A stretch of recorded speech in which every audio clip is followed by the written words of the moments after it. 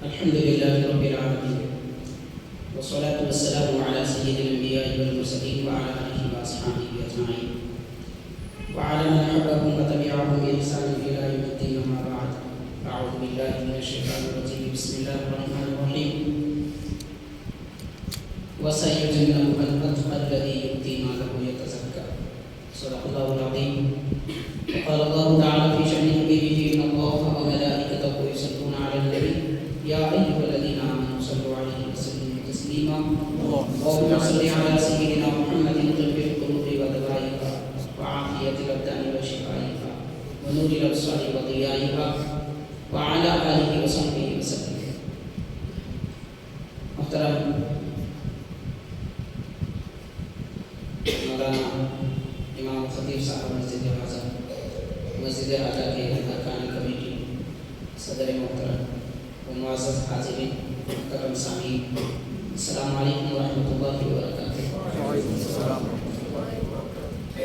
آپ حضرات کو جس طرح کے علم ہے، آج کی یہ عظیم الشان بابرکت محفل افضل البشر بعد الانبیاء خلیفہ رسول اللہ حضرت سیدنا ابو بکر صدیق رضی اللہ تعالیٰ عنہ کی یاد میں منائی گئی ہے۔ حاضرین، آج جو دن گزر چکا ہے، شرعی اور دینی اعتبار سے دوسرے دن کا آغاز ہو چکا ہے۔ ہم سمجھ رہے ہیں کہ یہ اتوار کا دن ہے، عید کا دن ہو چکا ہے، تو شرعی اعتبار سے جو دن گزر چکا ہے اتوار کا، وہ 22ویں جمادی الاخری کی تاریخ تھی۔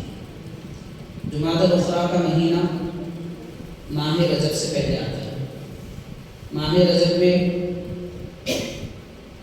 معراج النبی صلی اللہ علیہ وسلم کا واقعہ پیش آیا، جس کو ساری دنیا کے مسلمان جانتے ہیں کہ وہ رجب کی 27ویں تاریخ ہے۔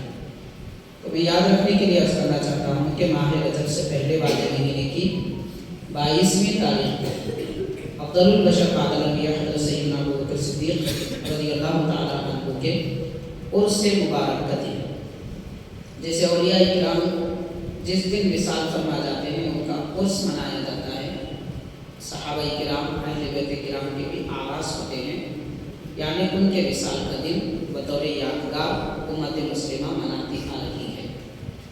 حاضرین، ملک دکن میں الحمدللہ قریب 400 سال کے عرصے سے اسلامی سلطنت قائم اور باقی تھی، اور اس عرصے میں بالخصوص پچھلے 200 سال پہلے سے حضرت شیخ الاسلام بانی جامع نظامیہ امام انوار اللہ فاروق علیہ رحمۃ و رضوان نے 2 شاہان اسلام سلطنت آصفیہ کے 2 بادشاہ محبوب علی اور عثمان علی خان صاحب، ان کے آپ استاد گزرے حضرت بانی جامع نظامیہ رحمۃ اللہ علیہ، تو ان کو توجہ دلا کر خلفائے راشدین اور اہل بیت کرام کے اکابر امام جو حضرات گزرے ہیں، ان کے وصال کے دن سرکاری تعطیل کا اعلان اس وقت کیا گیا تھا۔ تو الحمدللہ وہ اس زمانے سے لے کر آج تک ان خلفائے راشدین اور اہل بیت کرام کے دن ملک دکن میں منائے جاتے ہیں، اور وہ عرس کے دن، وصال کے دن منائے جاتے ہیں۔ اس دن تعطیل بھی ہوتی ہے۔ خود جامع نظامیہ کو آج تک بھی ان دنوں میں تعطیل ہوتی ہے۔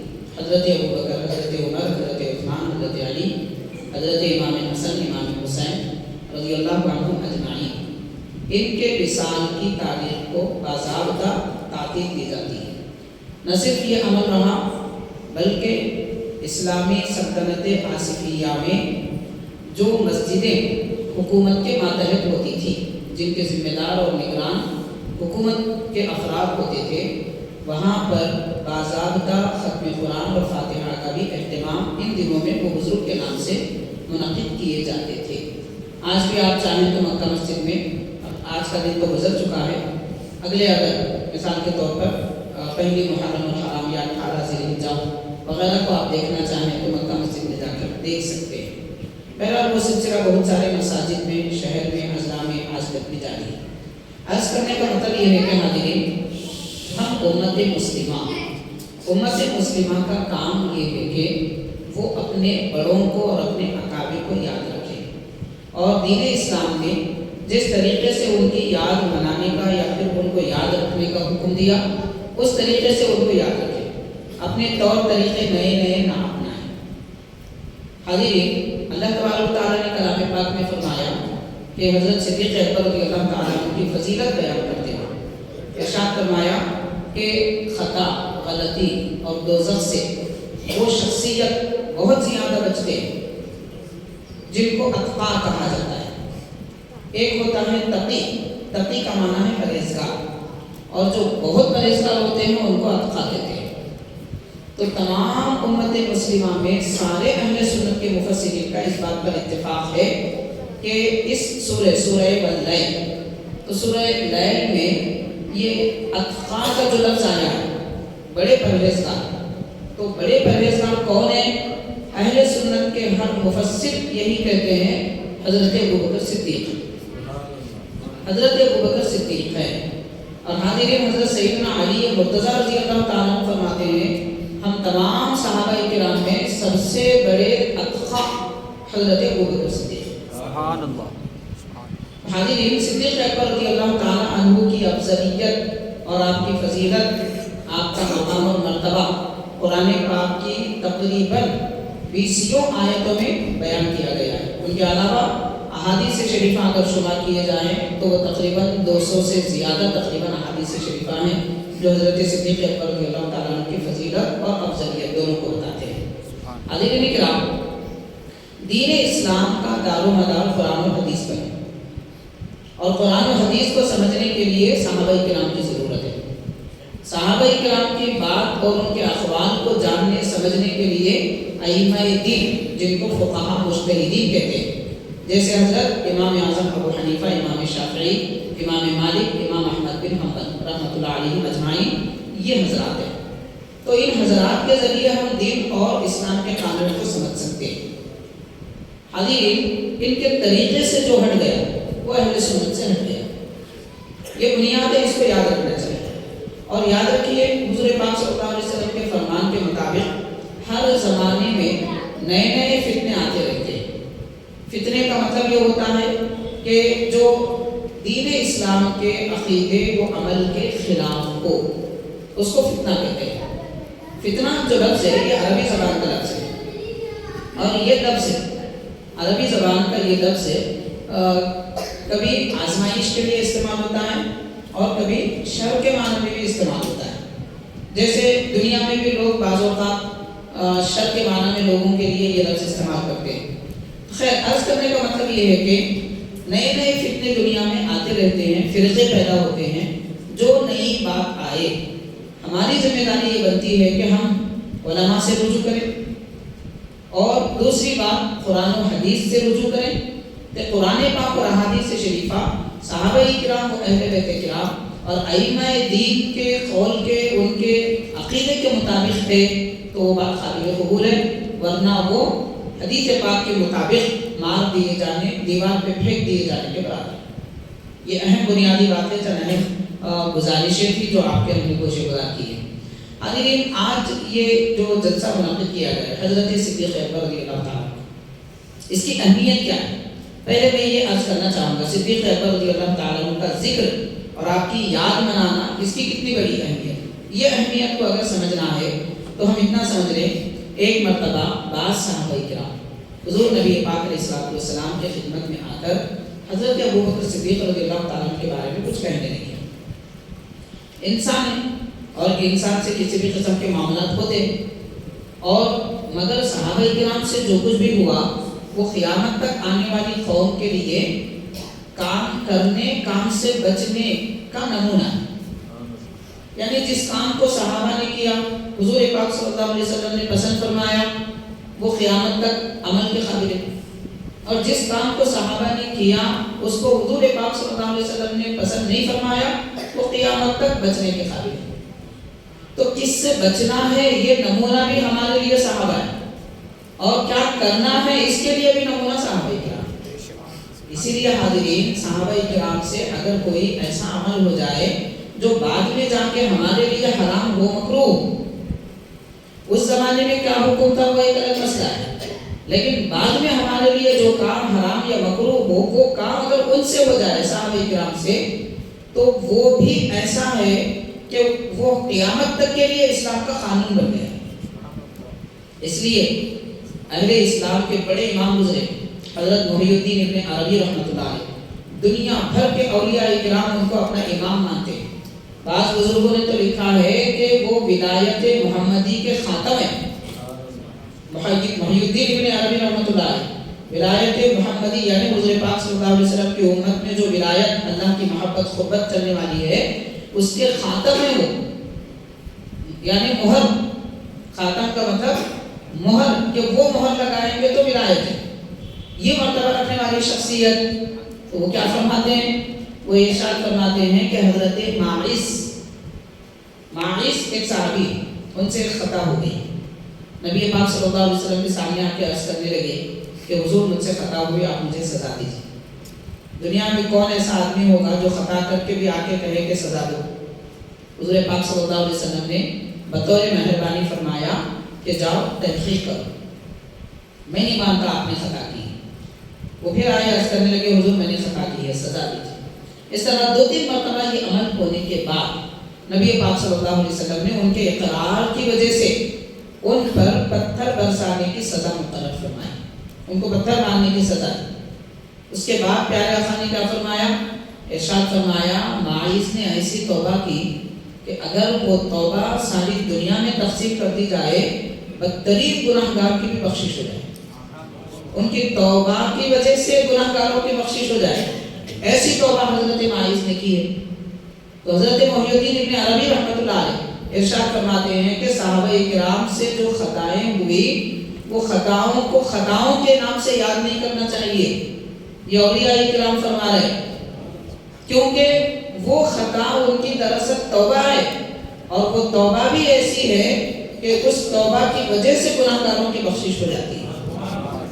اب سمجھ لیجئے کہ ایک حضرت ماعز رضی اللہ تعالیٰ عنہ صحابی رسول ہے, ان کے متعلق کتنی عظمت ہے, پھر تمام صحابہ و اہل بیت تمام امت مسلمہ کے سردار افضل البشر بعد الانبیاء حضرت صدیق اکبر رضی اللہ تعالیٰ عنہ کا مرتبہ کیا ہوگا, اس کو ہم سمجھ سکتے ہیں.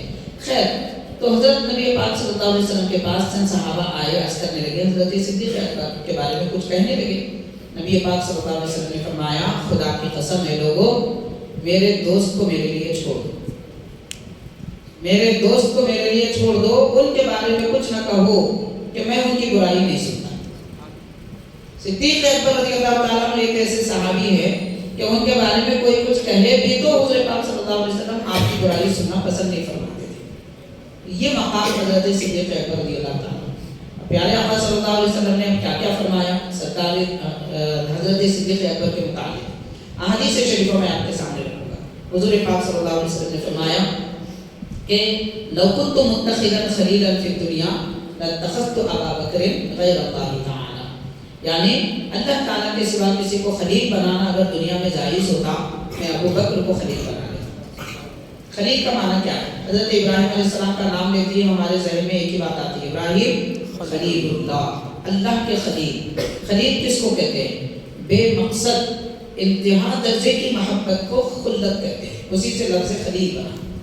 یعنی ایسی محبت کے بندوں سے نہیں کی جا سکتی, وہ محبت صرف اللہ سے ہوتی ہے, اس محبت کو خلت کہتے ہیں.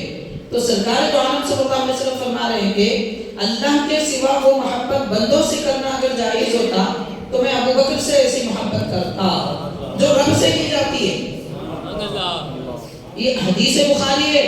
حضرت صدیق اکبر کی شان و عظمت سرور دو عالم رحمت للعالمین صلی اللہ علیہ وسلم اس طریقے سے بیان فرما رہے ہیں. بتلانے کا مقصد کیا ہے کہ دنیا میں سب سے بڑھ کر امت میں کسی سے محبت حضور فرماتے ہیں وہ حضرت ابو بکر صدیق کی ذات ہے. اور خود واضح طور پر اور ایک حدیث بات میں آئے, صحیح بخاری کی حدیث ہے, صحابہ کرام نے عرض کیا یا رسول اللہ صلی اللہ علیہ وسلم آپ کس سے زیادہ محبت فرماتے ہیں؟ نبی پاک صلی اللہ علیہ وسلم نے فرمایا عائشہ صدیقہ سے.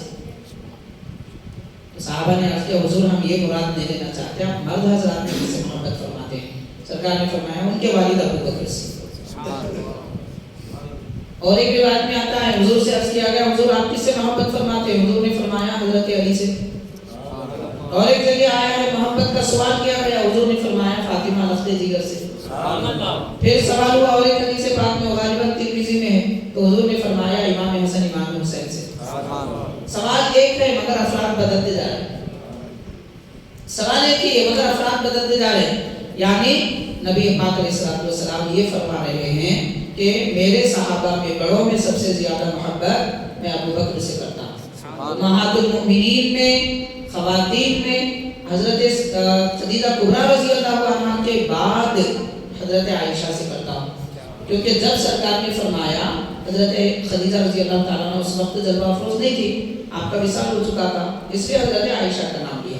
ورنہ اہل سنت کا اتفاق ہے امہات المؤمنین میں سب سے افضل حضرت ام المؤمنین سیدتنا خدیجہ رضی اللہ تعالیٰ عنہا, اور سب سے محبوب بھی حضرت خدیجہ رضی اللہ عنہا, اور آپ کے بعد امہات المؤمنین میں سب سے محبوب حضرت عائشہ صدیقہ رضی اللہ عنہا, اور شہزادیوں میں سب سے زیادہ محبوب حضور پاک صلی اللہ علیہ وسلم کو حضرت سیدہ کائنات فاطمہ زہرا رضی اللہ عنہا. نواسوں میں سب سے زیادہ محبوب کیونکہ سرکار کے نواسے حضرت فاطمہ رضی اللہ تعالیٰ عنہ سے بھی ہیں, اور حضرت رقیہ رضی اللہ عنہ سے بھی ہیں, اور دیگر جیسے سرکار کی بڑی شہزادی حضرت زینب رضی اللہ تعالیٰ عنہ سے بھی ہیں. تو سرکار نے تمام نواسوں میں سب سے زیادہ محبوب حسنین کریمین رضی اللہ تعالیٰ عنہ کو فرمایا, اور دامادوں میں سب سے زیادہ محبوب حضرت علی رضی اللہ تعالیٰ عنہ کو فرمایا. تو بہرحال حاضرین, صدیق اکبر رضی اللہ تعالیٰ عنہ کی محبت کا اظہار پیارے آقا نے غلبے کے ساتھ بیان فرمایا, زیادتی کے ساتھ بیان فرمایا. حضرت صدیق اکبر رضی اللہ تعالیٰ عنہ نبی پاک علیہ الصلوۃ والسلام کی صحبت میں کتنا عرصہ رہے. حاضرین, تاریخ الخلفاء اور سیرت صحابہ پر لکھی جانے والی کتابوں میں لکھا جاتا ہے حضرت صدیق اکبر رضی اللہ تعالیٰ عنہ کی عمر شریف جب 16 سال تھی, 16 سال کی عمر سے لے کر ہمیشہ تک حضرت صدیق اکبر سرکار کی صحبت میں رہے, 16 سال کی عمر سے. اور فرمایا گیا نبی پاک علیہ الصلوۃ والسلام جب دولت خانے سے باہر تشریف لے جاتے تو آپ کو, حضور کو اعلان نبوت سے پہلے, سرکار کے اعلان نبوت فرمانے سے پہلے, 40 سال کی عمر شریف سے پہلے باہر اگر کوئی حضور کو پکارتے تو وہ صدیق اکبر رضی اللہ عنہ ہوتے. یعنی حضرت صدیق اکبر رضی اللہ تعالیٰ عنہ صحن کعبہ میں انتظار میں بیٹھے ہوئے رہتے تھے.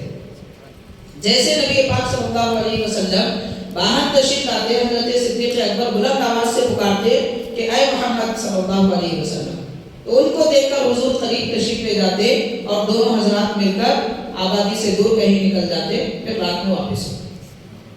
یعنی دور جاہلیت میں اعلان نبوت سے پہلے صدیق اکبر رضی اللہ تعالیٰ عنہ حضور پاک صلی اللہ علیہ وسلم کی صحبت میں سب سے زیادہ وقت گزارنے والے, حضور کی سنگت میں رہنے والے صحابی.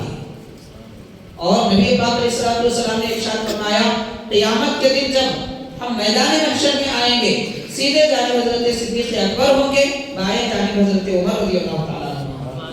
اور حضور پاک صلی اللہ علیہ وسلم نے ان دو حضرات کے دونوں ہاتھ تھام کر بلندیوں کی طرف اٹھاتے ہوئے فرمایا کہ ہم اس طرح میدان محشر میں آئیں گے. تو میدان محشر میں بھی صدیق اکبر ساتھ میں ہیں, اعلان نبوت سے پہلے بھی ساتھ میں ہیں, اعلان نبوت کے بعد بھی ساتھ میں ہیں, اور غار ثور میں بھی ساتھ میں ہیں, ہجرت سے پہلے بھی ساتھ ہیں, پھر ہجرت کے بعد بھی ساتھ ہیں, یہاں تک کہ سرکار دنیا سے تشریف لے گئے. صدیق اکبر کا وصال ہوا 2.5 سال کے بعد. اس وقت بھی حضرت صدیق اکبر نے اگر کچھ چاہا تو یہ چاہا کہ حضور کی اجازت مل جائے مجھے پہلو میں دفن کر دیا جائے. چنانچہ حضرت صدیق اکبر رضی اللہ تعالیٰ عنہ نے اپنے شہزادے کو وصیت فرمائی, فرمایا کہ بیٹا جب میرا وصال ہو, میں دنیا سے جاؤں, میرا جنازہ نبی پاک صلی اللہ علیہ وسلم کے دروازے مزار روضہ اقدس کے دروازے کے سامنے رکھنا اور اجازت مانگنا کہ حضور ابو بکر آپ کے پہلو میں دفن ہونا چاہتے ہیں. آپ غور کیجئے کیا عقیدہ دے رہے ہیں حضرت صدیق اکبر. عقیدہ یہ دے رہے ہیں کہ میں وہ نبی کو نبی مانتا ہوں, وہ آقا میرے آقا ہے کہ وصال کے بعد بھی میری زبان یا ہماری خواہش یا ہماری آواز کو سنتے ہیں. نبی پاک صلی اللہ علیہ وسلم نے فرمایا, اہل سنت کا عقیدہ ہے, سنن ابن ماجہ, سنن نسائی کی حدیث شریف ہے, حضور پاک صلی اللہ علیہ وسلم نے فرمایا کہ نبی اللہ حی یرزق, اللہ کے نبی زندہ ہیں, اللہ کے پاس ان کو رزق ملتا ہے. یہ عقیدہ حضرت صدیق اکبر رضی اللہ تعالیٰ عنہ کا ہے اس لیے فرما رہے ہیں کہ حضور کے پاس اگر دفن کرنا ہے تو پہلے اجازت دینا۔ حاضرین، یہ صرف ان کا عقیدہ نہیں تھا، حقیقت کیا تھی؟ صحابہ اکرام فرماتے ہیں جب صدیق اکبر رضی اللہ تعالیٰ عنہ کا جنازہ لے جا کر حضور کی خدمت میں رکھا گیا باہر، اور یہ اجازت مانگی گئی، روضہ انور سے آواز آئی اوصل الحبیب الی الحبیب، کہ میرے محبوب کو محبوب کے پاس لوٹا۔ گویا کہ نبی پاک صلی اللہ علیہ وسلم انتظار میں تھے کہ کب میرے محبوب آئیں گے اور کب ان سے ہماری ملاقات ہوگی۔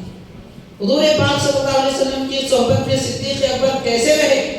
حاضرین، اس کے بارے میں اگر آپ کو دیکھنا ہے، نزہۃ المجالس بڑی مشہور ترین کتاب ہے قدیم زمانے کی، بڑے بڑے اکابر اولیاء کرام نے اس کا مطالعہ کیا۔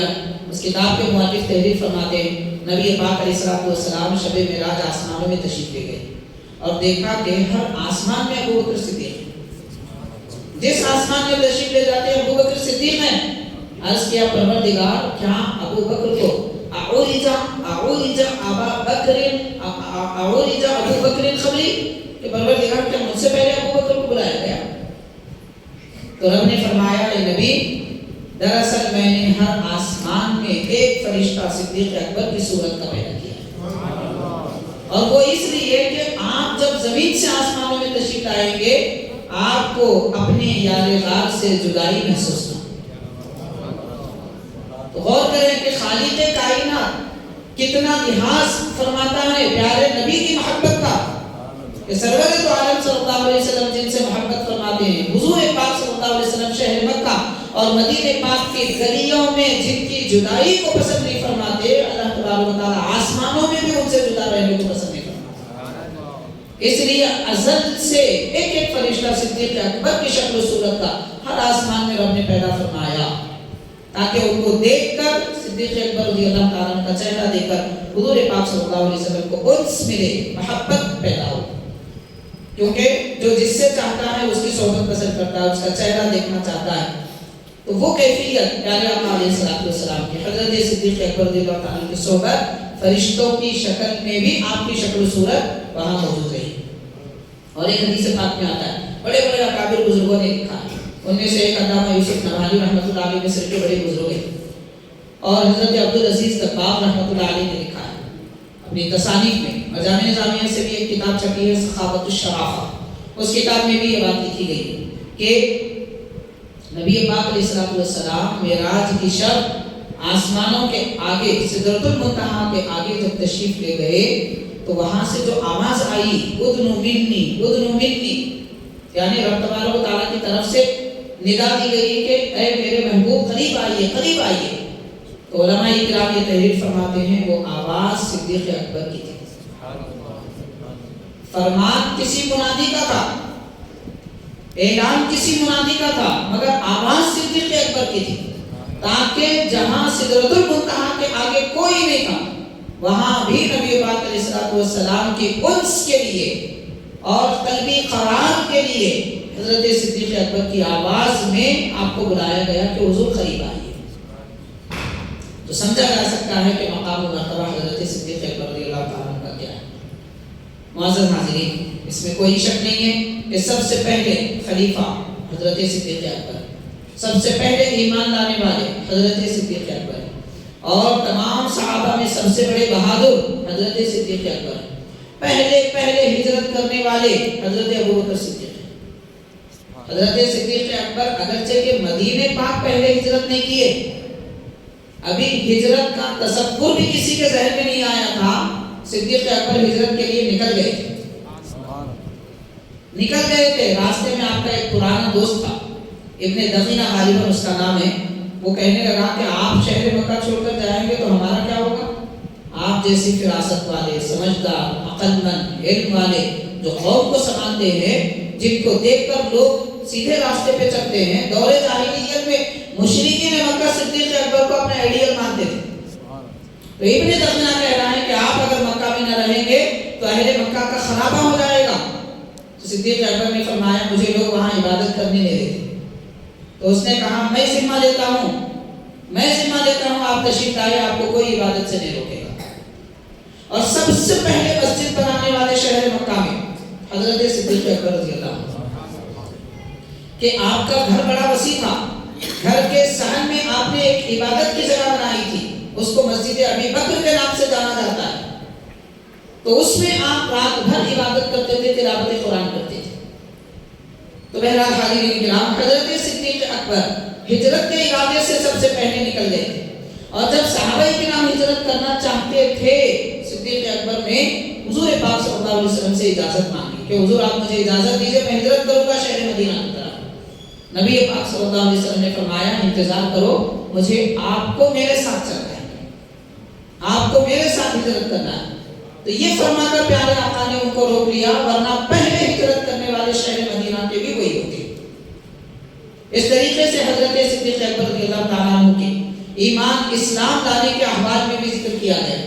سیدنا مولا علی مشکل کشا حیدر کرار رضی اللہ تعالیٰ عنہ فرماتے ہیں کہ ہم میں سب سے پہلے اسلام لانے والے ابو بکر صدیق ہیں، اور ہم میں سب سے بہتر اور خیر والی ذات پاک ابو بکر صدیق ہے۔ تاریخ الخلفاء میں امام سیوطی رحمۃ اللہ علیہ نے لکھا ہے۔ حاضرین کرام، حضرت سیدنا مولا علی رضی اللہ تعالیٰ عنہ سے پوچھا گیا، سیاہ ستہ، معجم کبیر، طبرانی اور کئی روایتوں میں، احادیث کی کتابوں میں یہ حدیث ہم کو ملتی ہے۔ حضرت سیدنا علی رضی اللہ تعالیٰ عنہ سے پوچھا گیا کہ کون بڑے بہادر ہیں، بہادر کون ہے، شجاعت والے کون ہے، بہادر کون؟ آپ نے ارشاد فرمایا کہ تم سمجھتے ہو کہ میں بڑا بہادر ہوں؟ تو فرماتے ہیں کہ میں جب میدان میں جاتا ہوں اپنا انصاف لے کے چھوڑتا ہوں، یعنی کسی کو اپنے اوپر غالب آنے نہیں دیتا، یہ فرما رہے ہیں۔ مگر حضرت سیدنا علی یہ فرما کر یہ ارشاد فرماتے ہیں ہم میں بڑے بہادر کان اشجع الناس ابو بکر، کہ سب سے زیادہ بہادر حضرت ابو بکر صدیق رضی اللہ عنہ، سیدنا علی رضی اللہ عنہ فرمایا۔ اس کے بعد ارشاد فرمایا اس لیے کہ جب غزوہ بدر، غزوہ احد میں ہم میدان جنگ میں ابھی یہ سوچ رہے تھے کہ نبی پاک صلی اللہ علیہ وسلم کہاں جلوہ افروز ہیں، کہیں دشمن حضور کے قریب تو نہ آ گیا ہو، یہ سوچ کر جب ہم حضور کی طرف دوڑنے لگے تو دیکھا ابو بکر حضور کے سامنے کھڑے رہ کر دشمن سے لڑ رہے، یعنی نبی کی حفاظت کی خدمت کا ہم تصور بھی کرتے ہیں، اس سے پہلے ابو بکر تنے تنہا دشمن کے سامنے کھڑے رہتے ہیں۔ حضور پاک صلی اللہ علیہ وسلم کی خدمت حضرت صدیق اکبر نے بہادری کے ساتھ ایسی انجام دی۔ مولا علی کا فرمان ہے سب سے بڑے بہادر حضرت ابو بکر صدیق۔ اب غور کیجئے حضرت سیدنا مولا علی رضی اللہ تعالیٰ عنہ کی بہادری، قوت کیا کہی جا سکتی ہے۔ یہ واقعہ تو بڑا مشہور ہے کہ غزوہ خیبر کے وقت میں آپ نے قلعے کا دروازہ اپنے ایک ہاتھ سے اکھیڑ دیا تھا، نہ صرف اکھیڑا تھا حضرت مولا علی نے بلکہ اس کو ڈھال کی طرح استعمال کیا تھا۔ دروازہ کوئی چھوٹے موٹے گھر کا دروازہ نہیں تھا، کوئی کھڑکی نہیں تھی، قلعے کا دروازہ، قلعے کا دروازہ کتنا بڑا ہوتا ہے آپ کو کبھی دیکھنا ہے، سمجھنا ہے تو جا کر دیکھیے، پتا چلے گا کہ آج دروازے اگرچہ کے پرانے قلعوں میں موجود نہیں ہیں مگر اس کی چوکھٹیں تو موجود ہیں۔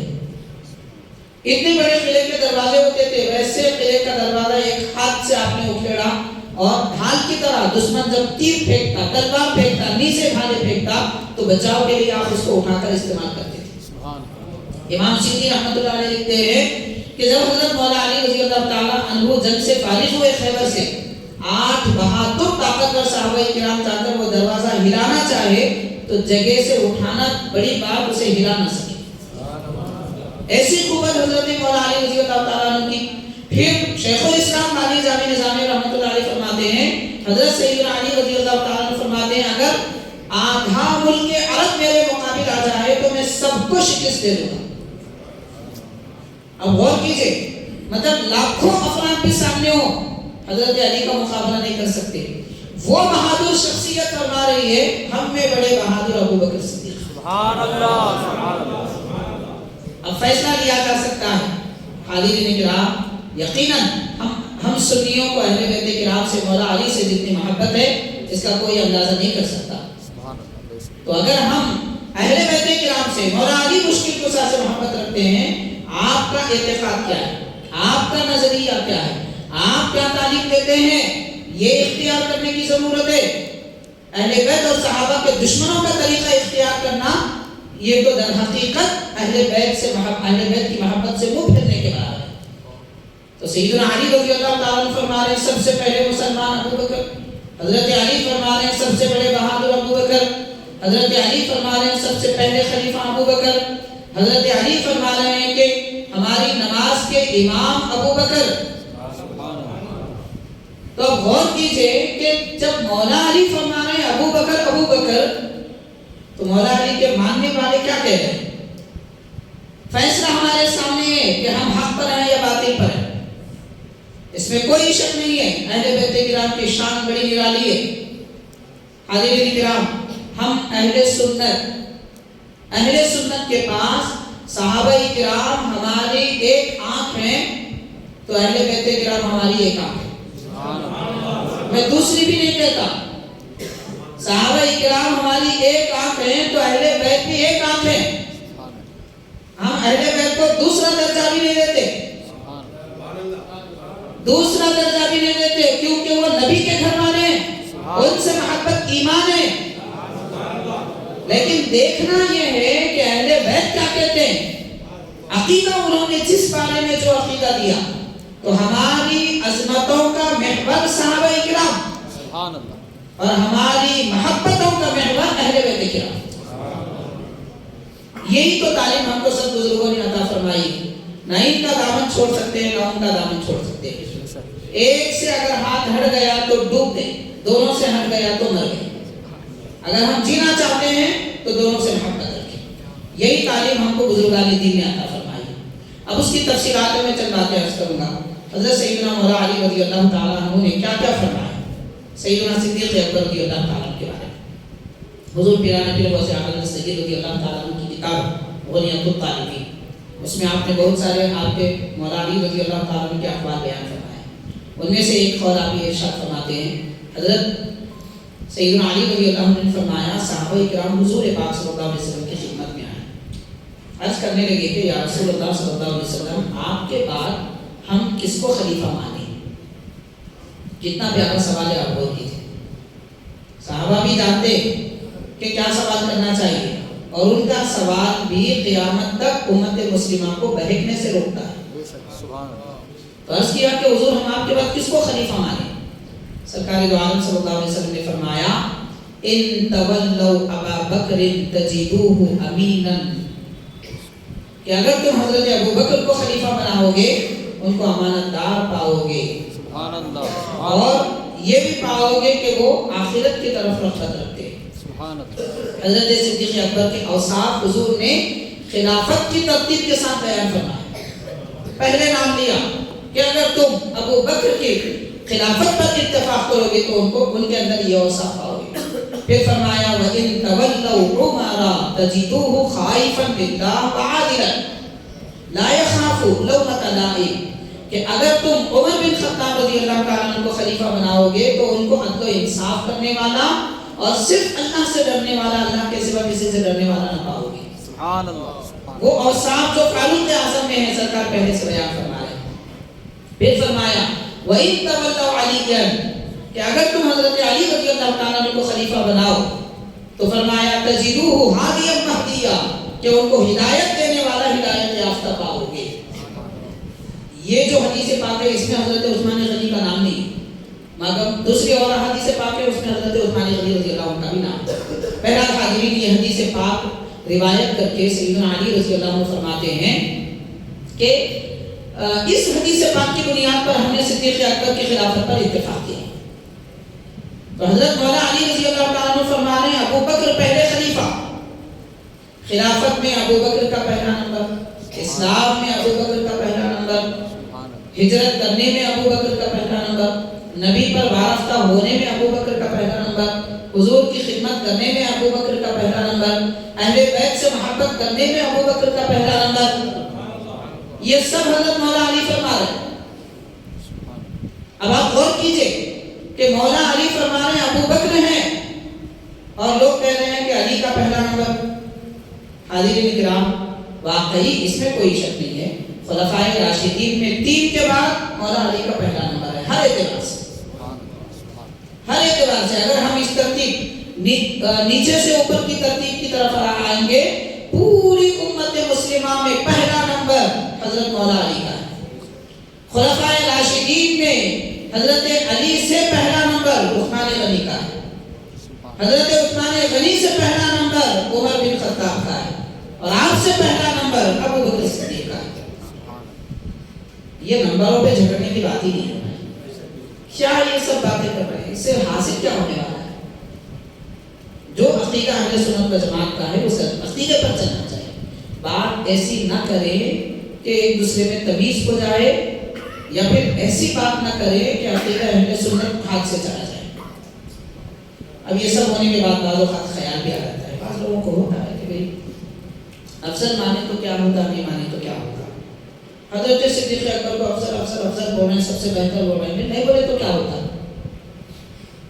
حاضرین، اس پر میں آپ کو ایک واقعہ سناؤں گا، کیا ہوتا آپ کو اچھی طرح سمجھ میں آتا۔ ایک چھوٹا سا گاؤں میرا آنا جانا ہوتا ہے، میں قریب 12 سال کچھ پہلے کی بات کر رہا ہوں۔ ایک مرتبہ جب وہاں خطاب کے سلسلے میں جانے کا موقع ملا، وہاں کے چند لوگ جمع ہوئے، آ کر کہنے لگے کہ مولانا ہمارے پاس دکانوں پر، اہل اسلام کے دکان ہیں مسلمانوں کے، تو دکانوں پر ایک عیسائی کرسچن روزانہ آتا ہے، کچھ نہ کچھ شک کی بات کر کے جاتا ہے، وہ پریشان ہے۔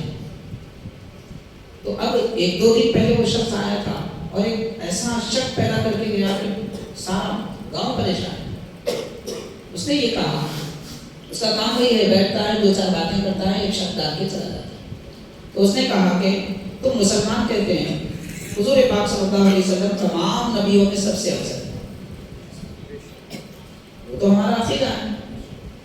پھر کہنے لگا میں کہتا ہوں حضرت عیسیٰ علیہ السلام سب سے افضل، بڑے عیسیٰ علیہ السلام بڑے، یہ کہنا چاہ رہا ہے، اور میں اس کو قرآن سے ثابت کروں گا۔ آپ دیکھیے دین کے دشمن اسلام اور مسلمانوں کے پیچھے کیسے پڑے ہوئے، اور ہم آپس میں رسا کشی میں آئے دن نئی بات۔ ارے بھائی نئی بات کرتا کیوں ہے؟ جو پرانی ہے وہی باتیں سناؤ لوگوں کو، بس ہے، کیا ضرورت ہے نئی باتیں کرنے کی؟ وہ کہنے لگا، اور اس کے بعد کہا کہ قرآن میں حضور پاک صلی اللہ علیہ وسلم کا نام کتنی بار ہے؟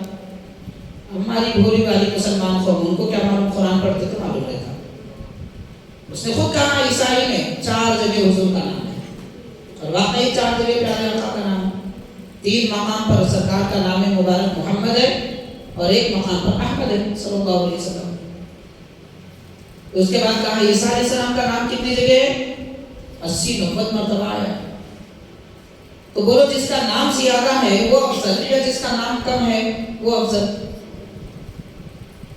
اب اگر مسلمان کہتے ہیں ہو بھائی بات صحیح ہے، رہنے تو کیا فرق پڑتا، حضور کو افضل نہیں مانے تو کیا ہوتا؟ کافر ہو جاتے ہیں، ایمان سے نکل جاتے ہیں۔ اگر کوئی مسلمان بھی کہے کہ نبی افضل نہیں ہے ہمارے، نعوذ باللہ، یا حضور سے بڑھ کے کسی اور کو مان لے، کافر ہے۔ پوری امت مسلمہ کا اتفاق ہے، نہیں افضل نہیں مانے تو کیا ہوتا؟ خبر میں سوال ہوتا کیا؟ کیوں نہیں ہوتا؟ جس کا جو مرتبہ ہے وہ مرتبے کو ماننا عقیدہ ہے، اور ہر عقیدے کے بارے میں خبر میں سوال ہوتا۔ مجموعی طور پر 3 سوال ہوتے، وہ 3 سوال سے چھٹکارا پانے کے بعد ہوتے اور بہت ساری چیزیں۔ جو عقیدہ برا تھا، سوال کریں نہ کریں، برے عقیدے کا اس کی سزا ضرور ملے گی۔ سوال ہو نہ ہو، عقیدہ برا ہو تو سزا ضرور ملنے والی ہے۔ عمل برا ہو، قبر میں بھی سزا ہوگی، میدان محشر میں بھی سزا ہوگی، دوزخ میں بھی سزا ہوگی۔ خیر، اب یہ لوگ پریشان تھے، آ کر کہنے لگے مجھ سے ایسا ہے۔ تو ہم نے چند لوگوں کو جمع کیا، جتنے بھی حضرات پریشان تھے۔ تو اس نے، میں نے کہا آپ لوگ سب مل کے سب سے پہلے اس سے بائیکاٹ کرو، اس کو دکان پہ آنے مت۔ یہ پہلا کام ہے آپ کا۔ دوسرا کام یہ کہ اس سے پہلے اس کو سب لوگوں کے ساتھ جمع کر کے اس کو اچھی طرح بٹھا کے یہ سمجھاؤ، یہ بتاؤ کیا اسے یہ کہو کہ قرآن شریف میں حضرت عیسیٰ علیہ السلام کا نام تو بہت زیادہ ہے، اور تو کہہ رہا ہے کہ جس کا نام زیادہ ہے وہ بڑے۔ تو حضرت عیسیٰ علیہ السلام سے زیادہ قرآن میں شیطان کا نام ہے۔ اب تو بول کیا بولتا؟ کیا شیطان کو نعوذ باللہ مانے گا؟ تو یہ اس طرح کی باتوں سے مسئلے حل ہونے والے نہیں ہیں، یہ شک شبے ہیں۔ تو حاضرین، حضرت صدیق اکبر کو افضل نہیں مانے تو کیا ہوتا؟ سب کا اتفاق ہے وہ آدمی گمراہ ہے، ہدایت سے ہٹا ہوا ہے جو حضرت صدیق اکبر کو سب سے افضل نہیں مانتا۔ کیا ہوتا؟ بول رہے ہیں صدیق اکبر کو افضل نہیں مانے تو کیا ہوتا؟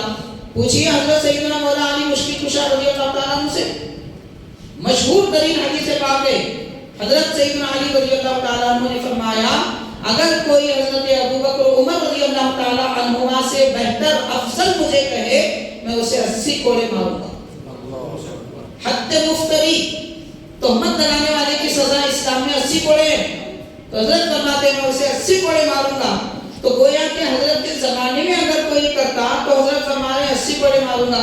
اب بعد کے زمانے میں اگر کوئی انکار کرے، حضرت مولا علی کو بھی اگر افضل کہے تو آپ کا فرمان ہے، اس فرمان پر عمل آپ قیامت کے دن کریں گے۔ تو قیامت کے دن ان لوگوں کو گویا کہ 80 کوڑے مارے جانے والے ہیں جو حضرت سیدنا مولا علی رضی اللہ تعالیٰ عنہ کو حضرت ابوبکر و عمر رضی اللہ تعالیٰ عنہما پر فوقیت دیتے ہیں یا نعوذ باللہ افضل دیتے ہیں۔ یہ خود حضرت کا فرمان ہے۔ حاضرین کرام، حضرت مولا علی کی طاقت و قوت کیا ہے ابھی آپ نے سن لیا ہے۔ خیبر کا دروازہ جو اپنے ایک ہاتھ میں اٹھا سکتے ہیں اور آدھے ملک عرب کی آدھی قوم سے مقابلہ کر کے کامیابی پاتے ہیں، ایسی شخصیت کے ہاتھوں سے اگر کوڑے لگے تو پھر کیا حشر ہوگا؟ اللہ بچائے ہم سب کو اس طرح کے عقیدوں سے، اور مولا علی کی ناراضی سے بچائے، کیونکہ حضرت علی رضی اللہ تعالیٰ عنہ کبھی اس سے راضی نہیں ہو سکتے کہ جو حضرت صدیق اکبر کو خود آپ سے بڑا کہے یا حضرت صدیق اکبر سے آپ کو بڑا کہے، اس سے کبھی آپ راضی نہیں ہو سکتے۔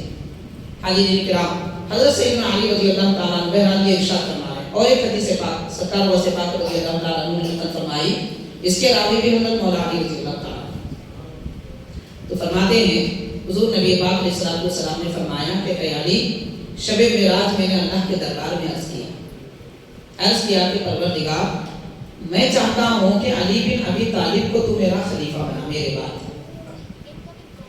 سرکار دو عالم صلی اللہ علیہ وسلم رب کے دربار میں عرض کر رہے تو رب تبارک و تعالیٰ نے فرمایا کہ اے میرے پیارے نبی، میں نے ابو بکر کو مقدم کر دیا ہے، ابو بکر کو میں نے مقدم کر دیا ہے۔ فرمانے والے نبی پاک صلی اللہ علیہ وسلم، انتخاب صدیق اکبر کی افضلیت اور اقدمیت کا، مقدمیت کا انتخاب اللہ تعالیٰ کا، راوی مولا علی، نقل کرنے والے حضرت واسع پاک۔ تو اب جس کو یہ کہنا ہے معاذ اللہ کہ صدیق اکبر سے بہتر کوئی اور، خلیفہ اول کوئی اور، یا جو بھی ہے اگر کوئی کہے کوئی اور، تو اس کو جان لینا چاہیے کہ وہ واسع پاک کا بھی مخالف ہے، مولا علی کا بھی مخالف ہے، سرور عالم کا بھی مخالف ہے، اللہ تعالیٰ کے فیصلے کا بھی مخالف ہے۔ اللہ سمجھا جا سکتا ہے، یہ اہل سنت ہے، اہل سنت کے اکابر بزرگوں نے لکھا ہے۔ تو میں بیان کرنا چاہوں تو حاضرین قریب 80-100 اکابر اولیاء کرام کے احوال بیان کر سکتے ہیں جنہوں نے حضرت صدیق اکبر رضی اللہ تعالیٰ عنہ کے متعلق اس طرح کی فضیلتیں، آپ کی افضلیت کے بارے میں فرمایا ہے۔ بہرحال تفصیلات بہت سارے ہیں۔ حضرت سیدنا ایک مسئلہ یہ بھی ہے جو اعتراضات لوگ کرتے ہیں اور خامخواہ کے شکوک شبہے وغیرہ پیدا کرتے ہیں، تھوڑی سی میں پہلے وضاحت کرنا چاہوں گا۔ حضور پاک علیہ السلام، نبی پاک صلی اللہ علیہ وسلم کے حیات طیبہ میں سرکار دو عالم صلی اللہ علیہ وسلم نے اپنی ذات کے لیے کوئی مال و دولت جمع نہیں کیا۔ حال یہ تھا پیارے آقا صلی اللہ علیہ وسلم کا نماز عصر کے بعد ایک مرتبہ حضور نے سلام پھیرتے ہی اپنے حجرے شریف میں تشریف لے گئے، پھر واپس آ گئے۔ صحابہ کرام نے عرض کیا کہ حضور خلاف معمول آپ اس طرح دعا کے بغیر تشریف لے گئے، پھر تشریف لا لیے۔ تو سرکار نے فرمایا صبح کچھ مال غنیمت کے پیسے آئے ہوئے تھے اور اس میں میرا حصہ تھا۔ حضور فرماتے ہیں میرا جتنا حصہ تھا میں نے خرچ کر دیا، لیکن نماز کے بعد مجھے یاد آیا کہ ایک سکہ کہیں بستر کے نیچے، تو سورج غروب ہونے سے پہلے میں اسے اللہ کے راہ میں خرچ کرنا چاہتا تھا۔ مجھے یہ پسند نہیں کہ سورج ڈوبے اور میرے گھر میں دولت ہو۔ کیا شان ہے پیارے آقا صلی اللہ علیہ وسلم کی، شان استغنا، دنیا کی حاجت نہیں، صرف مولا چاہیے، پروردگار چاہیے۔ یہ شان ہے حضور پاک صلی اللہ علیہ وسلم کی۔ آپ کیا جمع کر سکتے ہیں، کیا ضرورت آپ کو جمع کرنے کی، لیکن نبی پاک صلی اللہ علیہ وسلم کے ارادے منشے کے بغیر ایک باغ آپ کی ملکیت میں تھا جس کو باغ فدق کہتے ہیں۔ فدق ایک مقام کا نام ہے، وہاں پر وہ باغ موجود تھا۔ حاضرین، سرور عالم صلی اللہ علیہ وسلم کے وصال اقدس کے بعد حضرت ام المؤمنین عائشہ، حضرت سیدہ کائنات فاطمہ زہرا رضی اللہ تعالیٰ عنہ حضرت صدیق اکبر کے پاس حاضر ہوئی اور یہ ارشاد فرمایا کہ ہمارے والد گرامی سرور دو عالم صلی اللہ علیہ وسلم کا مال وراثت باغ ہے، باغ قدر، آپ وہ ہمیں تقسیم فرمائیے۔ اب اہم بات یہاں لکھیے، حضرت فاطمہ رضی اللہ تعالیٰ عنہ کا آ کر حضرت صدیق اکبر سے یہ خواہش کرنا یہ بتا رہا ہے کہ آپ صدیق اکبر کو امیر اور خلیفہ مانتی تھی، سبحان اللہ، ورنہ آپ کیوں پوچھتی؟ کیا ضرورت ہے؟ سیدہ کائنات کا اختیار ہے، وہ خود لے سکتی تھی، کیا نہیں لے سکتی تھی؟ مان لیجیے تھوڑی دیر کے لیے اگر کوئی روک لے، تھوڑی دیر کے لیے مان لیجیے کوئی روک لے، تو کیا سیدہ کائنات کوئی عام انسان تھی؟ اللہ کے دربار میں ایک گزارش کرتی، زمین نیچے آسمان، زمین اوپر آسمان نیچے ہو جاتا، کیا یہ اختیار نہیں ہے سیدہ کائنات کا؟ ارے وہ ذات پاک جو تھک جاتی تھی تو فرشتے آ کے بچوں کا جھولا جھولاتے تھے، چکی پیسا کرتے تھے، کیا شان ہے ان کی؟ آپ چاہیں تو نہیں دے سکتی تھی؟ ہم اولیاء کرام کی بڑی بڑی کرامتیں مانتے ہیں، حضرت سیدہ کائنات کی کرامت کو نہیں مانیں گے؟ کیا کہنا چاہتے ہیں بھائی؟ نعوذ باللہ، نعوذ باللہ، کیا سیدہ کائنات کو مجبور کہنا چاہتے ہیں؟ شان بڑی گرانی ہے، ہم نام نہیں لے سکتے، وہ پاک شخصیت ہماری زبان گندی، دل گندا، انسان گندا، ان کا نام لے کے پاک ہوتے، پاک ہوتے ان کے نام لینے سے، وہ مقدس ذات پاک ہے، اور ان کے بارے میں کہہ رہے ہیں جو حضرت ابو بکر صدیق سے ناراض تھی۔ ارے جن سے نبی راضی ہیں ان سے سیدہ ناراض ہوگی؟ آپ سوچ کر دیکھیے گا، جن سے نبی راضی ہیں سیدہ ان سے ناراض کیسے ہو سکتی؟ بڑے افسوس کی بات ہے۔ خیر تو حاضرین کرام، حضرت سیدہ کائنات نے خواہش فرمائی، آپ چاہے تو خود بھی لے سکتی، خواہش کرنا یہ بتا رہا ہے کہ آپ بھی صدیق اکبر کو امیر خلیفہ مانتی ہیں، اور یہ بھی مانتی ہیں کہ آپ فیصلہ کریں گے تو لیں گے، یہی بات تھی، ورنہ کیا تھی؟ کیا بات تھی؟ حاضرین کرام، حضرت صدیق اکبر رضی اللہ تعالیٰ عنہ یہ بتانا چاہتے تھے کہ یہ تقسیم میں اس لیے نہیں کر رہا ہوں کہ میرے سامنے ہمارے آقا صلی اللہ علیہ وسلم کی ایک حدیث شریف ہے، وہ حدیث کیا ہے؟ حضور پاک صلی اللہ علیہ وسلم نے فرمایا نحن معاشر الانبیاء لا نورث ما ترکناہ صدقۃ، کہ انبیاء کرام کی جماعت، انبیاء کرام کے پاس جو بھی زمین جائیداد دولت وغیرہ چھوڑ جاتے ہیں، دنیا سے چھوڑ کر رخصت ہو جاتے ہیں، وہ صدقہ ہوتا ہے، مطلب امت مسلمہ کے لیے ہوتا ہے، وہ مال وراثت نہیں ہوتا۔ یہ حدیث شریف ہے، تو صدیق اکبر رضی اللہ تعالیٰ عنہ سرکار کے حکم پہ عمل کر رہے ہیں۔ اب اس کو ایک نیا مسئلہ بنا کے نئے طریقے سے افسوس کہنا چاہیے، اللہ حفاظت فرمائے ہمارے نوجوانوں کی، ہم امت مسلمہ کی۔ حاضرین، جن لوگوں کو وضو کے فرائض نہیں معلوم، وہ باقی فلک کے مسئلے پہ بحث کر رہے ہیں، معلوم تھا۔ اب میں آگے چل کے بولوں گا کہ جن لوگوں کو واقعی طہارت دینا نہیں آتا، طہارت دینا جن کو نہیں آتا، طہارت دینے کا طریقہ آپ پڑھیں گے تو پریشان ہو جاتے اسلام میں، اتنے مسائل، نازک مسائل بیان کیے گئے، وہ معلوم نہیں ہے، جن کو طہارت دینا نہیں آتا، وہ باقی فلک کے مسئلے میں صدیق اکبر کے بارے میں بول رہے ہیں۔ نعوذ باللہ، نعوذ باللہ، ایمان کی حفاظت کریے جناب، بری صحبتوں سے بچیے، خود بھی بچیے، اپنے بچوں کو بھی بچائیے، اور خاص کر یہ سوشل میڈیا سے بچیے۔ جو ویڈیو سامنے آیا دیکھنا دکھانا یہ بس کریے۔ آپ کو اگر واقعی دیکھنا ہے کسی کی ویڈیو، کسی کی تقریر سننا ہے، پہلے علماء کے پاس جا کر طے کر لیجئے کہ مصعب ہم کس کو سن سکتے، وہ طے کر لیجئے، اس کے بعد انہیں کو سننا، پھر دوسروں کو نہیں سننا، ورنہ ایمان ہاتھ سے چلا جائے گا، پتہ تک نہیں چلے گا۔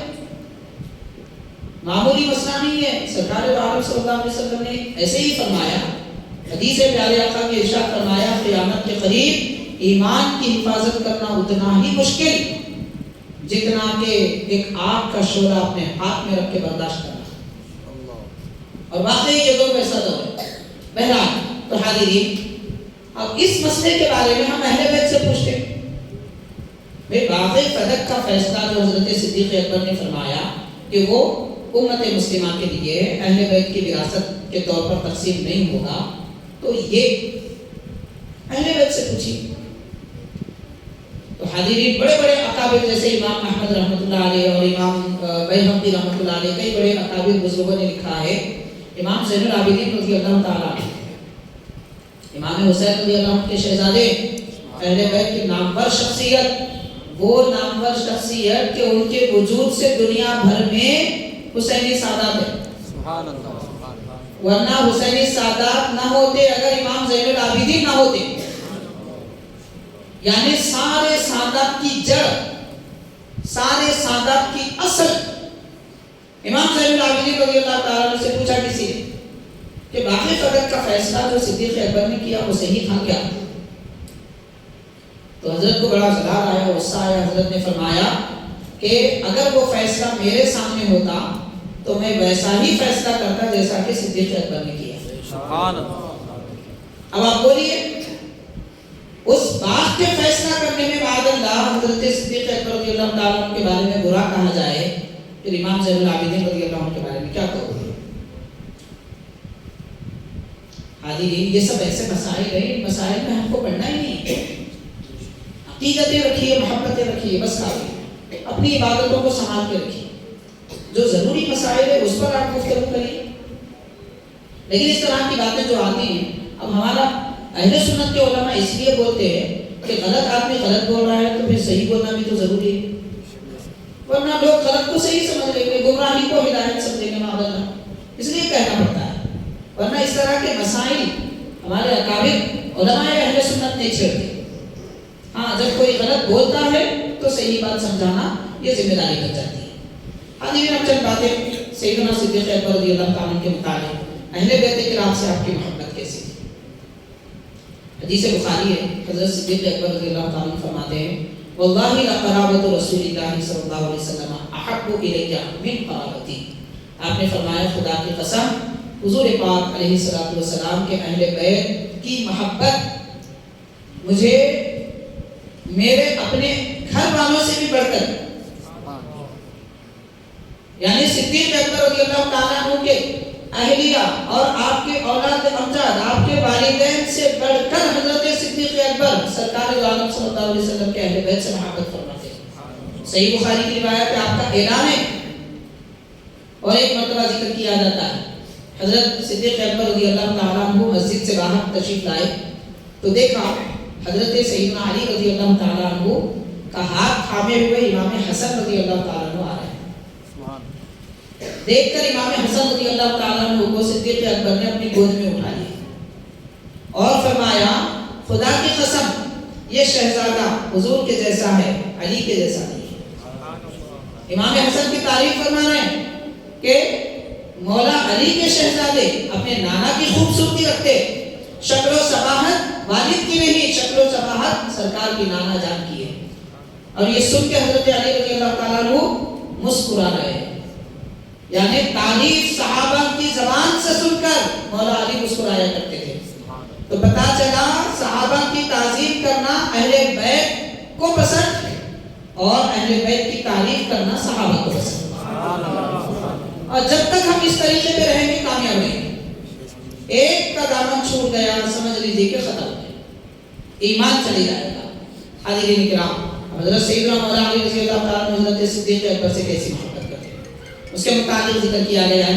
ایک مرتبہ کسی غزوے میں، حضرت صدیق اکبر کے دور خلافت کی بات ہے، کسی غزوے میں صحابہ اکرام نے کہا کہ ہم کو اب لڑنے کی ضرورت نہیں ہے، لیکن صدیق اکبر فرماتے ہیں کہ اب جنگ کی ضرورت ہے. اس میں گفتگو ہوتی رہی. آخر کار حضرت صدیق اکبر نے فرمایا اگر تم میں سے کوئی میرے ساتھ نہیں چلے گا تو میں اکیلا چلا جاؤں گا. یہ کہہ کر آپ گھوڑے پہ سوار ہو کے آگے نکل گئے.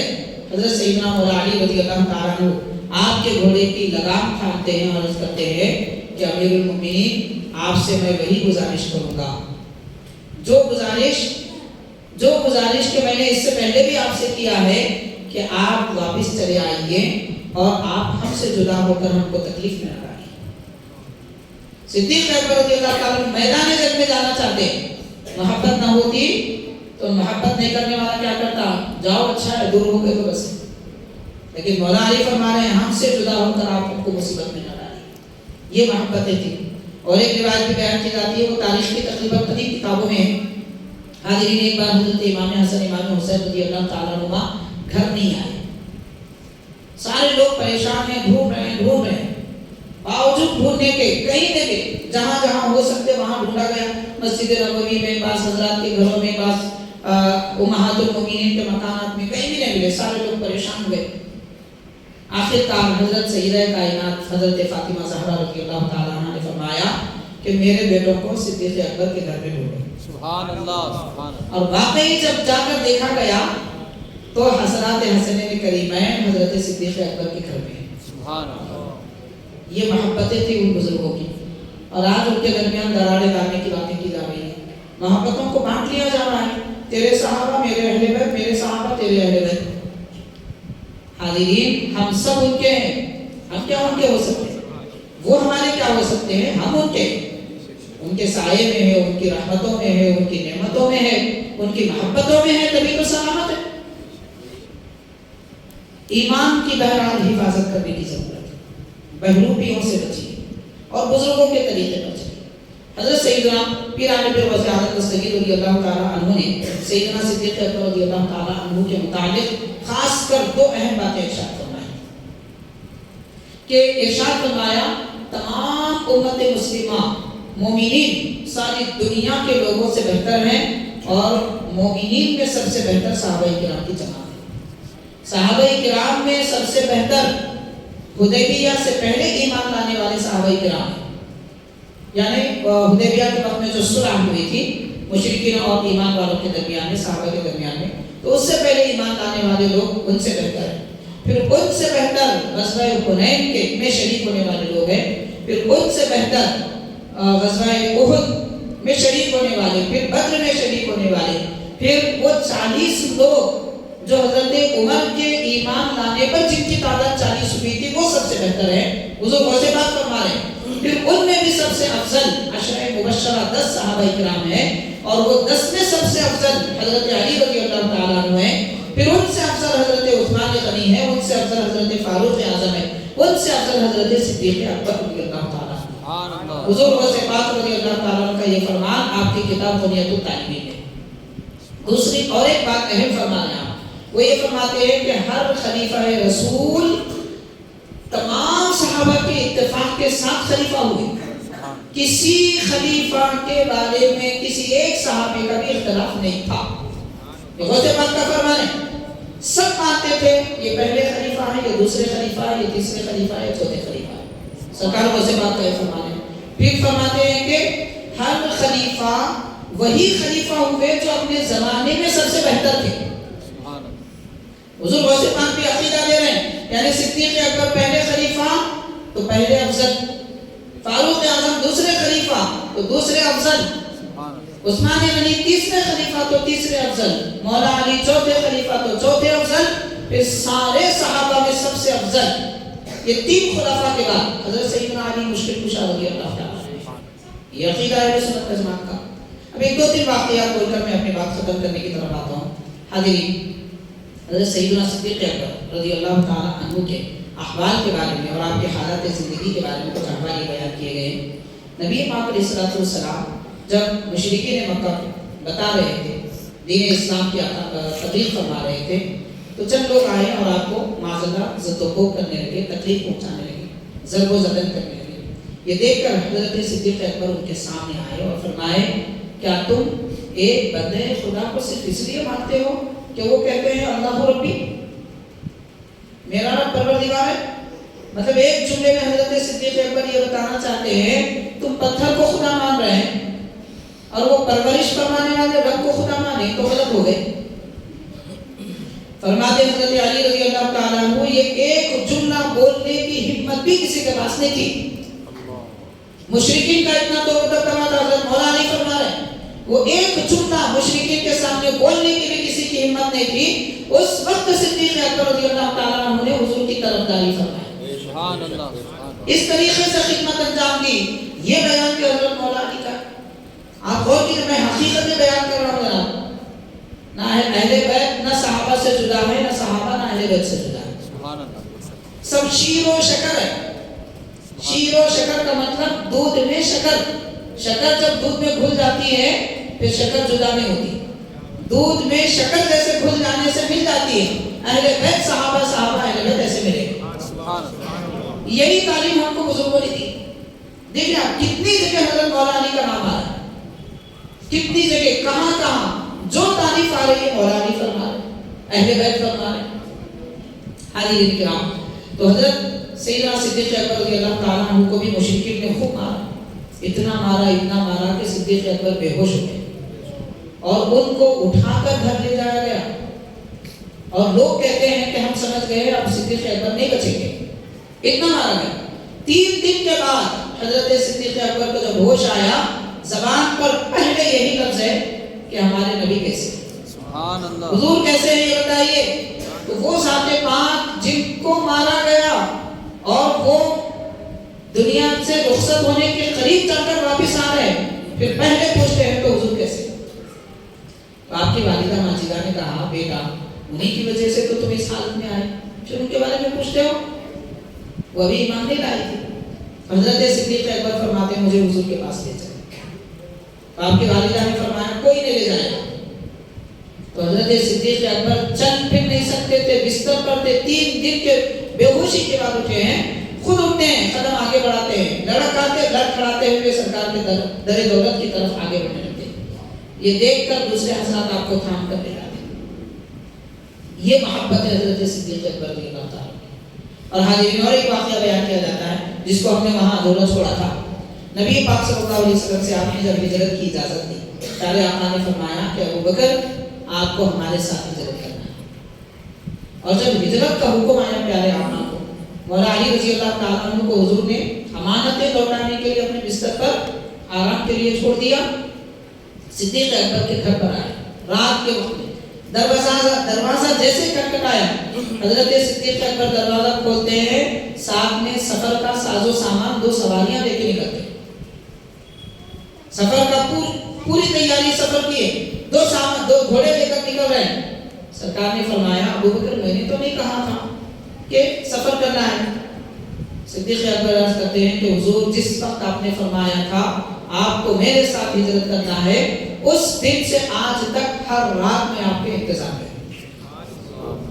کوئی رات اس دن سے آج تک میں نہیں سویا کہ کب نہیں معلوم حضور تشریف لائیں اور میں تیاری میں لگ جاؤں.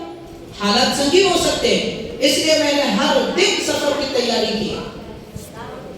یہ محبت ہے حضرت صدیق اکبر رضی اللہ تعالیٰ. حاضرین کرام, تقویٰ پرہیزگاری کی اگر بات کی جائے, کیا تقویٰ کیسی پرہیزگاری تھی. خلیفہ تھے تو کیسے خلیفہ تھے, آج کل کے معاملات نہیں ہیں, وہ شان والی شخصیتیں. حضرت صدیق اکبر کے ہاتھ پر جب بیعت کر لی گئی, لوگوں نے خلافت کی, آپ کی خلافت کو تسلیم کیا. اگلے دن صبح حضرت ابو بکر صدیق رضی اللہ تعالیٰ عنہ, چونکہ آپ کپڑوں کا کاروبار کرتے تھے, کپڑوں کا گٹھا اپنے ہاتھ کندھوں پر اٹھائے ہوئے باہر نکلے. تو حضرت عبد الرحمن بن عوف رضی اللہ تعالیٰ, یہ تقریباً 6 صحابہ کرام کی رکنی کمیٹی تھی, ان کا کام تھا خلیفہ کا انتخاب کرنا. ان میں حضرت عبد الرحمن بن عوف, سعد بن ابی وقاص, حضرت عثمان غنی, حضرت علی, حضرت عمر رضی اللہ عنہم اجمعین اور ایک صحابی تھے. تو یہ 6 حضرات کی رکنی کمیٹی تھی کہ وہ بیت المال کی دیکھ بھال کرتے تھے. خلیفہ کا انتخاب ان کا ذمہ تھا. تو خلیفہ کے انتخاب کے بعد جب آپ کو باہر آتے ہوئے دیکھے عبد الرحمن بن عوف رضی اللہ تعالیٰ, تو کہنے لگے کہ امیر المومنین آپ بازار جائیں گے تو امت کو کون سنبھالے گا. آپ کو خلیفہ اس لیے بنایا گیا کہ ہماری دیکھ بھال کرے. یعنی معاملات کیا ہوتے ہیں, جنگ و جدال کے معاملے ہوتے ہیں, اور لوگوں کی مصیبتوں کے دفاع کرنے کا معاملہ ہے. غریب ہے تو ان کے لیے وظیفے جاری کرنا, اور لوگ آپس میں کچھ جھگڑتے ہیں تو ان کے فیصلے کرنا, یہ سب کاموں کے لیے آپ کو منتخب کیا جاتا ہے اور آپ کاروبار کر رہے ہیں. حضرت صدیق اکبر نے فرمایا اگر میں کاروبار نہ کروں تو پھر میرے گھر کو کون دیکھے گا. میرا گھر بار بھی ہے, میں ان کے لیے روزی روٹی کماتا ہوں. تو حضرت عبد الرحمن بن عوف فرماتے ہیں خدا کی قسم میرا ذہن اس طرف نہیں گیا. فوراً حضرت عمر بن خطاب رضی اللہ عنہ کے پاس جاتے ہیں اور یہ رودات سناتے ہیں. یہ 2 حضرات اور صحابہ کو جمع کر کے صدیق اکبر کے پاس آتے ہیں اور کہتے ہیں کہ آپ کے لیے روزینہ مقرر کیا جائے گا, وظیفہ, یعنی روزانہ آپ کے گھر بار کے کھانے پینے کے لیے کتنی ضرورت ہے یہ ہم طے کریں گے. آپس میں بیٹھ کے صحابہ اکرام طے کر رہے ہیں, ذمہ دار ارکان صحابہ اکرام, دین اس سے چلتا ہے. समझने की जरूरत है। मैं बड़ा, मेरी बात, मैं जो बोला वही सुनना, जो वो बाकी सब गलत, ये नहीं चलता दीन में। दीन में सबके इत्तेफाक के साथ चलता है। हाँ, जब सब लोगों में आपस में इख्तिलाफ हो जाए जिंदगी के मामला में, दीन के मामला में नहीं, दीन का छोटे से छोटा, बड़े से बड़ा मसला तय है, वहां अपने को जहन लड़ाने की जरूरत नहीं है। मामला हम अपने जिंदगी के कैसे हल करें, उसके लिए कमेटियों की जरूरत पड़ती है, अरकान की जरूरत पड़ती है। वो अरकान में भी इख्तिलाफ हो जाए तो मेजॉरिटी देखा जाता है कि कौन ज्यादा लोग क्या बात करते हैं। ये जमहूरियत जिसको कह रहे हैं, ये इस्लाम का दिया हुआ निजाम है, इसको आज हम नहीं समझे। तो देखिए सहाबा इकराम 6 सहाबा मिलके खलीफा अमीरुल मोमिनीन का रोजीना तय कर रहे हैं। आपको कितने खाने की जरूरत है, कितने कपड़ों की जरूरत है कोई कह सकता है आज किसी के लिए रोजीना मुकर्रर करके बताइए। एक बाप अपने बेटे को नहीं बोल सकता तो 2 ही कपड़े लेना, इतने खाना खाना। रियाया सहाबा की कमेटी खलीफा अव्वल अमीरुल मोमिनीन के लिए रोजीना मुकर्रर करी है। बहस और तकरार हुई, गुफ्तगू हुई। हजरत शेखुल इस्लाम बानी जामी निज़ामी रहमतुल्लाह अलैह लिखते हैं, मुकर्रर किया गया कि एक आदमी का क़ूत आपके लिए मुकर्रर किया जाएगा। क़ूत का मतलब एक दिन की इतनी ग़िज़ा कि 2 वक्त खाई जा सके। 1.25 किलो गेहूं की मिक़दार, तो एक दिन की इतनी ग़िज़ा के 2 वक्त खाई जा सके, आपके घर के लिए इतना मुकर्रर कर सकते हैं, बैतुल माल से उससे ज्यादा नहीं दे सकते। एक आदमी की ग़िज़ा पूरे घर के लिए। फिर ये तय किया गया कि कपड़े कितने हो, तो साल भर में 2 कपड़े आपको दी, 2 चादरें दी जा सकती है। आदमी को 2 चादरें पूरा बदन ढांकने के लिए जरूरत पड़ती है,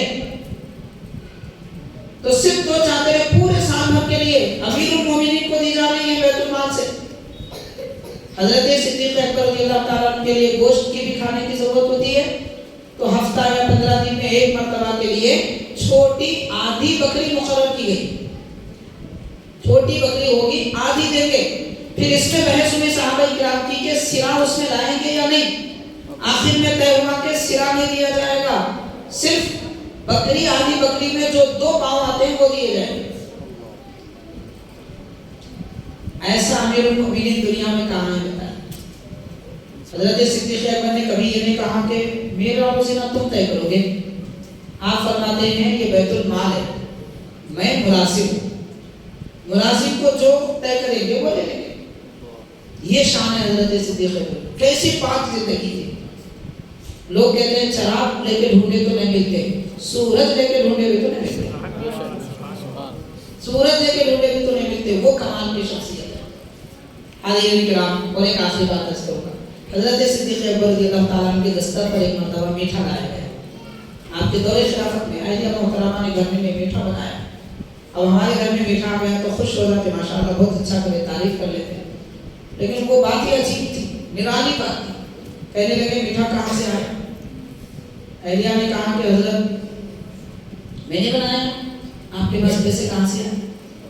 मीठा बनाने के पैसे आ गए। अर्ज करती है आप जो खर्च को पैसे देते थे घर बार के खर्च के लिए, थोड़ी थोड़ी बचत करके इतने महीने गुजरे, 2-3 महीने के बाद इतने पैसे जमा हुए कि मीठा बना सकते, तो वो 2-3 महीने की बचत के बाद हमने मीठा बनाया। हजरत सिद्दीक़ अकबर फरमाते हैं मीठा तो मुझे महबूब है, पसंद है, लेकिन खाएंगे नहीं।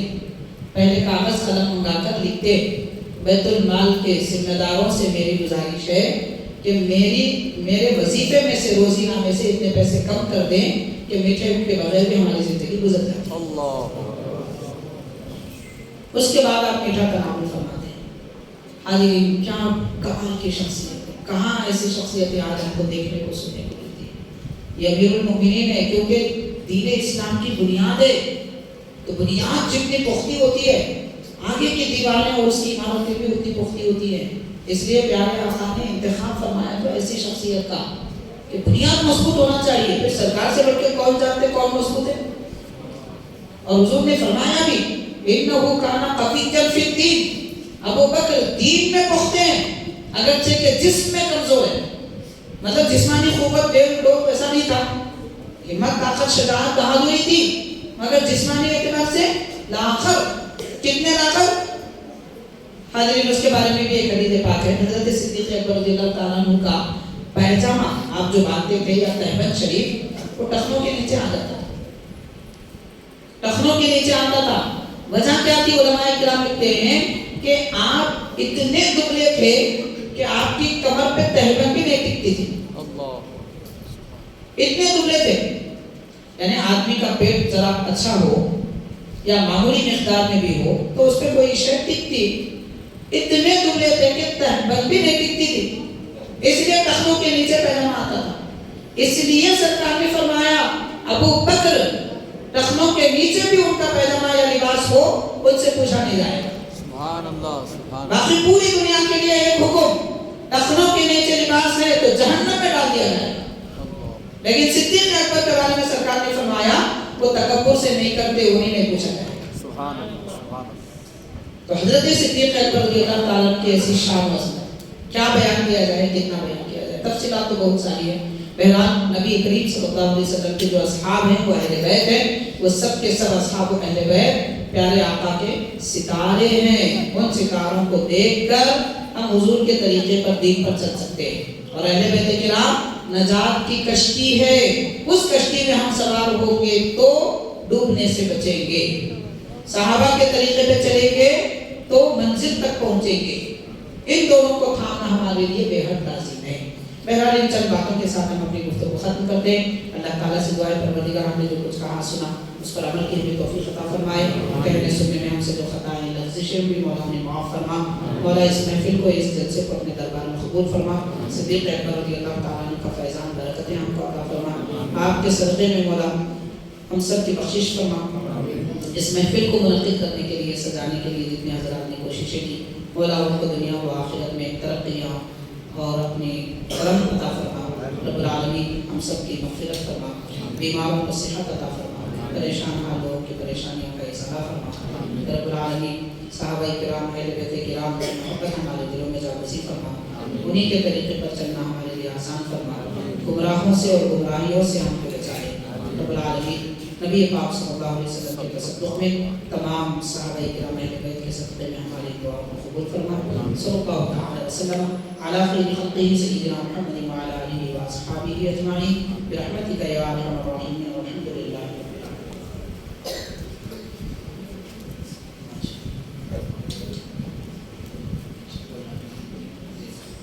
एक ख्वाहिश है, थोड़ी देर आप तशरीफ रखें, थोड़ी देर और कुछ इरशाद फरमा लें हमारे इमाम साहब। एक मसला ये भी जो है कि खुतबे में खुलफाए राशिदीन के नाम पहले लेना बाद में लेना क्या है, इसके बारे में एक शक शुबा पैदा किया जा रहा है। मैं पहली बात तो अर्ज़ करना चाहूँगा कि अगर हम तारीख़ के एतबार से अगर देखें यानी इस्लामी तारीख़ के एतबार से तो हज़रत उमर बिन अब्दुल अज़ीज़ रहमतुल्लाह जो 200 हिजरी के खलीफा राशिद हैं, 200 हिजरी में खलीफा राशिद है और खुलाफाए राशिदीन के बाद दुनिया में सबसे बेहतरीन अगर खिलाफत व सल्तनत किसी की थी तो हज़रत उमर बिन अब्दुल अज़ीज़ रहमतुल्लाह। तो वो हज़रत ने जुमा और ईदैन के खुतबों में खुलाफाए राशिदीन के नाम जारी किए थे। दुरूद जो पढ़ा जाता है प्यारे आका की खिदमत में, वो दुरूद में खुलाफाए राशिदीन के नाम, अहले बैत किराम के नाम, सरकार के चचाओं के नाम आपने जारी किए थे। इस एतबार से खुलाफाए राशिदीन के नाम खुतबों में, चाहे वो जुमा हो या ईदैन, ये दोनों खुतबों में तकरीबन 1250 साल से पढ़े जा रहे हैं और इसी तरतीब से पढ़े जा रहे हैं, आगे पीछे नहीं है। खुसूसन मिनहुम व बिल अखस्स मिनहुम व मिन अखलसिहिम, अल्फाज थोड़े अलग हो सकते हैं। ऐसे खुसूसन मिनहुम के कलिमात के साथ पहले सिद्दीक़ अकबर का नाम, फारूक आज़म का नाम, उस्मान गनी का नाम, मौला अली का नाम और फिर सरकार के चचाओं का नाम हज़रत अब्बास, हज़रत हमज़ा रज़ियल्लाहु अन्हुम अजमईन, हज़रत हसनैन करीमैन, सैयदा कायनात हज़रत फातिमा रज़ियल्लाहु ताला अन्हा, इन सब के नाम लिए जाते हैं दुरूद व सलाम में, हुजूर की तबईयत में, यानी अल्लाह सरकार पर दुरूद व सलाम नाज़िल फरमा और नबी पाक सल्लल्लाहु अलैहि वसल्लम के इन हज़रात पर जो आपके सहाबा व अहले बैत। तो ये तरतीब के साथ में 1200 साल से पढ़ा जा रहा है। अब मैं अगर उसमें बताना चाहूँ कि कौन कौन ऐसे नाम लिए हैं, कौन कौन लिखे, تو حاضرین حضرت غوث پاک رضی اللہ تعالیٰ عنہ نے اسی ترتیب سے خطبے میں خلفائے راشدین کے نام لیے. سبحان اللہ. اور بندہ نواز یسو دراز رحمۃ اللہ علیہ کے پوترے ہیں بیدر میں حضرت خواجہ ابوالفیض رحمۃ اللہ علیہ، ان کے ملفوظات ہیں شوامل الکمل. تو اس کتاب میں بھی آپ نے درود و سلام میں اسی ترتیب سے نام لیے. نہ صرف یہ بلکہ بڑے بڑے اکابر بزرگان دی. اب جیسے ایک 350 سال قدیم ایک بزرگ ہے حضرت سید شاہ طاہر قادری رحمۃ اللہ علیہ. آندھرا پردیش میں ادونی ایک مقام ہے، وہاں کے بڑے بزرگ ہیں قدیم زمانے کے. یا حیدرآباد میں جو حضرت سید موسیٰ قادری رحمۃ اللہ علیہ قرآن پور میں، ان کے جد امجد کے چھوٹے بھائی ہیں حضرت شاہ طاہر رحمۃ اللہ علیہ. ان کے ملفوظات ہیں، اشعار کی کتاب ہے ان کی، مخطوطہ ہاتھ کا لکھا ہوا انہیں کا. اس میں بھی آپ نے خلفائے راشدین کے نام اسی ترتیب سے لیے. اور ایسے ہی سلسلہ جو سلسلہ کمالیہ حضرت مچھلی والے شاہ صاحب رحمۃ اللہ علیہ کا سلسلہ ہے، اس سلسلے کے جو اصل بزرگ ہیں جن کے ذریعے تعلیمات پھیلی حضرت سید کمال الدین بخاری رحمۃ اللہ علیہ، ان کی کتاب کلمات کمالیہ، اس میں بھی آپ نے خلفائے راشدین اہل بیت کے نام اسی ترتیب سے درود و سلام میں ذکر کیے. کس کس کو آپ غلط بولیں گے؟ سب غلط ہے تو پھر ایک آدمی صحیح ہے یا چند لوگ صحیح ہے، سارے کے سارے گمراہ ہیں. تو یہ غلط فہمی کی باتیں ہیں، ان باتوں میں ہرگز نہیں آنا چاہیے. اب باقی اس میں تفصیلات ہیں، کچھ باتیں ایسی علمی شک شبے پیدا کیے جا رہے ہیں، اس کے انشاءاللہ ہم پھر جواب دیں گے. میرا حاضرین یہ ایک بات ہے. دوسرا یہ کہ صحابہ کرام، کل صحابہ کرام 1,24,000 جتنے ہیں، سب کے سب حضور پاک صلی اللہ علیہ وسلم نے ان کو ہدایت کے ستارے فرمائے. سبحان اللہ. نبی پاک صلی اللہ علیہ وسلم نے جب صحابہ کی تعریف فرما دی تو صحابی ہیں.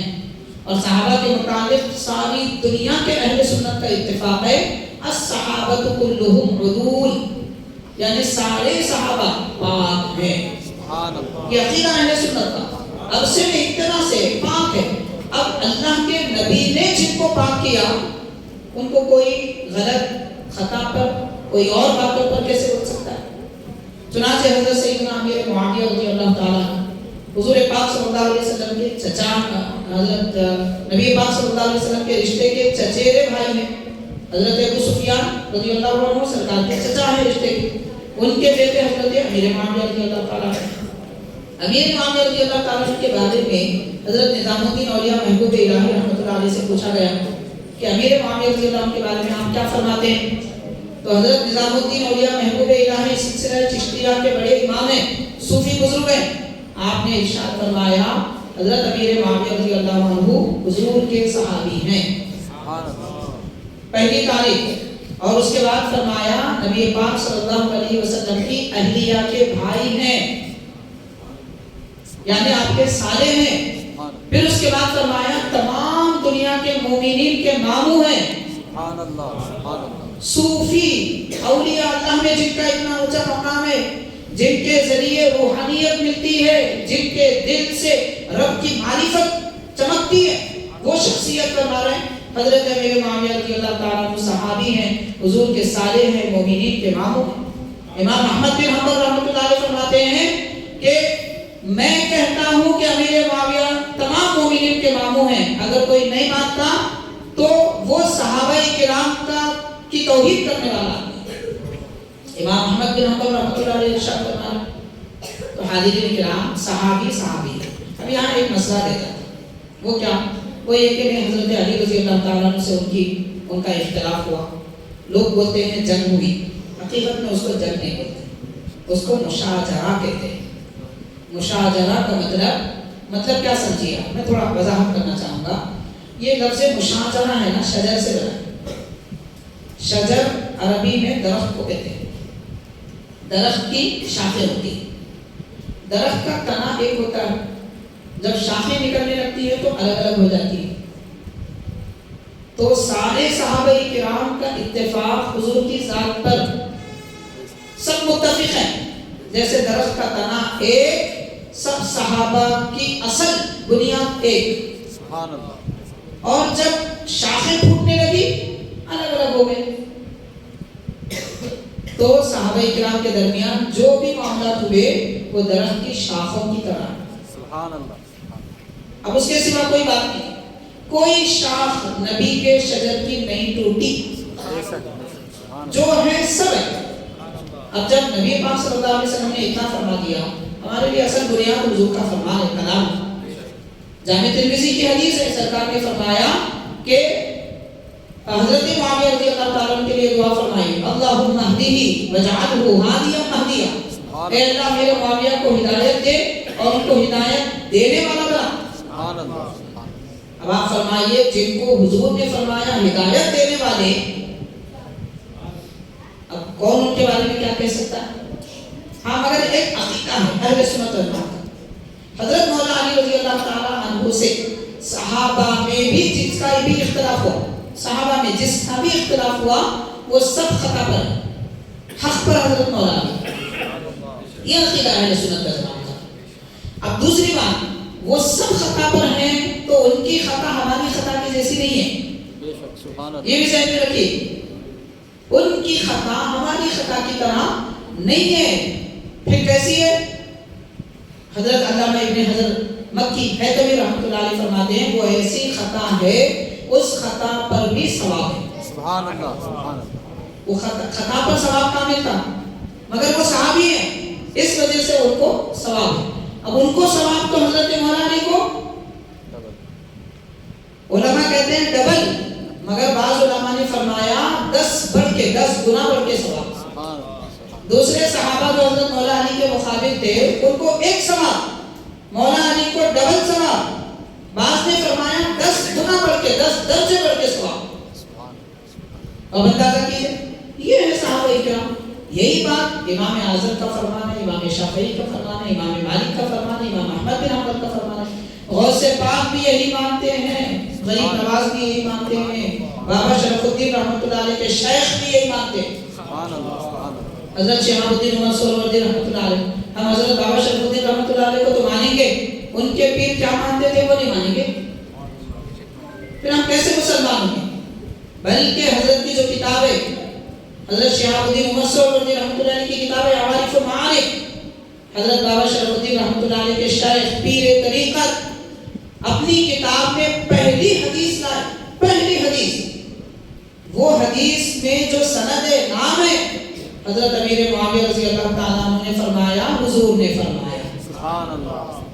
اب آپ بولیے حضرت امیر معاویہ رضی اللہ تعالیٰ عنہ نعوذ باللہ آپ گستاخی کی بے ادبی کے ان کے بارے میں بات کریں گے تو بابا شرف الدین رحمۃ اللہ علیہ کو کیا بولیں گے, ان کے پیر کو کیا بولیں گے, غوث پاک کو کیا بولیں گے؟ حضرت غوث پاک تو فرماتے ہیں فخلافت معاویہ ثابتۃ, حضرت معاویہ کی خلافت فرمانا ہے غوث اعظم, حضرت معاویہ کی خلافت ثابت ہے. اور پھر کیا فرمایا, وہ حق پر ہیں. حضرت غوث پاک لکھتے ہیں حضرت امیر معاویہ کی خلافت ثابت ہے, وہ حق پر ہیں سوائے حضرت علی کے مخالف. مولانا علی کے مخالف تھے تو خطا پر تھے, باقی ہر وقت وہ حق پر ہیں, غوث پاک پر ہیں. تو بھائی میرے ہم کس کو مانتے ہیں؟ ہمارے امام غوث اعظم, ہمارے امام غریب نواز, ہمارے امام شافعی, ہمارے امام اعظم, جب ہم ان کو مانتے ہیں تو پھر ان کی بات پہ کیوں نہیں چلتے, ان کے عقیدے پہ کیوں نہیں چلتے؟ یہ تفصیلات ہیں. بحث بات اتنی لمبی ہے کہ حاضرین اس پر کئی دن گفتگو کی جائے گی تو بات ختم ہونے والی نہیں. حقانیت بہرحال جو ہے وہ اہل سنت کے عقیدے پر ہے, اس کو مان لینا چاہیے. باقی جو کچھ بھی ہے گمراہی ہے, دلدل ہے, ناپاکی ہے, اس سے دور رہیے, سلامت رہیے. صلی اللہ علیہ وسلم.